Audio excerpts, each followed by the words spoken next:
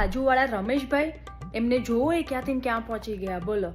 પહેલાં તો એ લોકો પાસે ઘઉં લેવાના પૈસા નહોતા અને અમારી પાસે કંઈ નહોતું ને તોય અમે લોકોને બહુ જ મદદ કરી છે. અને દિવાળીના વેકેશનમાં પાવાગઢ ને સાપુતારા નહીં, એ લોકોને તો દુબઈ, લંડન એ સાઈડ એ લોકો ફરવા જાય. પહેલાં એની ઘરવાળી આપણી સાથે સત્સંગમાં પણ આવતી હતી. હવે તો સત્સંગમાંથી ને કીટી પાર્ટી કરવા માંડી છે. ખબર ને કંઈક VIP ગ્રુપ જોડે. ફેસબુક ઉપર ફોટા જોજો, સાડીમાંથી તો એ જીન્સ અને ટોપ પહેરવા માંડી છે.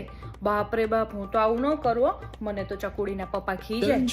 ખબર ને આ લોકો પાસેથી પૈસા ક્યાંથી આવી ગયા રાતોરાતમાં. મને એવું લાગે છે કે આ લોકોએ છે ને કોઈકને ઊંધા રવાડે ચડાવી દીધા લાગે છે. પહેલા તો હું એ લોકોના ઘરે બેસવા જતી ને તો એ લોકો પાસે ચા પીવડાવવા માટે દૂધના પૈસા નહોતા બોલો.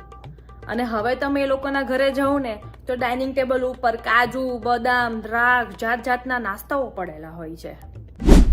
અને એના પાર્કિંગ લોટમાં 5 તો ગાડીઓ છે બોલો.